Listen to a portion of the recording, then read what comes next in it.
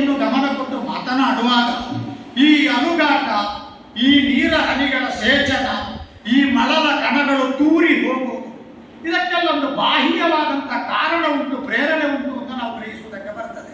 ಜೀವಿಯು ಉಳಿಬೇಕಾದರೆ ಈಗ ನಮ್ಮ ಅನುಭವಕ್ಕೆ ಬರುತ್ತಿರುವ ಈ ಗಾಳಿ ಎನ್ನುವುದು ಬೇಕೇ ಬೇಕು. ಹೌದೌದು, ಪ್ರಾಣವಾಯು. ಹಾಗೆ ಅಧ್ಯಾತ್ಮದ ಪರಿಭಾಷೆಯಲ್ಲಿ ಅದನ್ನು ಗಾಳಿ ಅಂತ ಕರೆದಲ್ಲಿಗೆ ಅದಕ್ಕೆ ಸಮಾಧಾನ ಹೌದು, ಬದುಕಿದ್ದೇನು ಚಕ್ರನಾಗಿ ತಿಳಿಯದವನಲ್ಲ, ಬದುಕಿದ್ದಾನೆ ಅಂತ ಗೊತ್ತಾಗುವುದೇ ವಾಯು ಸಂಚಾರ. ಹಾಗಾದ್ರೆ ವಾಯು ಸಂಚಾರ ಎನ್ನುವುದು ಸ್ಥಗಿತವಾದಾಗ ಸಜೀವವಾದದ್ದು ಕಳೇವರವಾಯಿತು ಅಂತ ನಾವು ತಿಳಿಯುತ್ತೇವೆ. ಮೊತ್ತ ಮೊದಲಾಗಿ ಮೂಗಿಗೆ ಕೈ ಹಿಡಿದು ನೋಡುವುದನ್ನು, ಇವರ ಲೌಕಿಕ ವ್ಯಾಪಾರ ಮುಗಿ, ಅದೇ ನಮ್ಮ ಅಸ್ತಿತ್ವಕ್ಕೆ ಏದು, ಅದೇ ನಮಗೆ ಪ್ರಪಂಚದಲ್ಲಿ ಜೀವಿತಾವಧಿಯನ್ನು ನಿರ್ಣಯ ಮಾಡಿಕೊಡುತ್ತದೆ.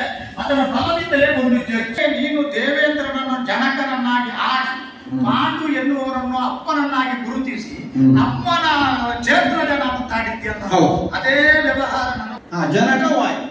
ಹಾಗೆಂದು ನನ್ನ ತಂದೆ ಯಾರು ಅಂತ ಕೇಳಿದ್ರೆ ಕೇಸರಿ ಎನ್ನುವ ಹೆಸರುಳ್ಳ ವಾನರ ವೀರ ದಾಂಪತ್ಯವನ್ನು ರಚಿಸಿದಾಗ ಅಂಜನಾದೇವಿ ಅಂತ ಅವನ ಹೆಂಡತಿ. ಇವರ ಅನುಪಮವಾದ ಸೊಗಸಾದಂತಹ ದಾಂಪತ್ಯದ ಕಾರಣದಿಂದ ಹುಟ್ಟಲ್ಪಟ್ಟಂತಹ ಮಗು ಹೊಂದಿತ್ತು. ಆ ಮಗು ವಾಯುವಿನ ಅಂಶ ಸಂಜಾತನಾಗಿ ಹುಟ್ಟಿತು ಅಂತೇಳಿ ಪ್ರತೀತಿ ಪ್ರಸಿದ್ಧ.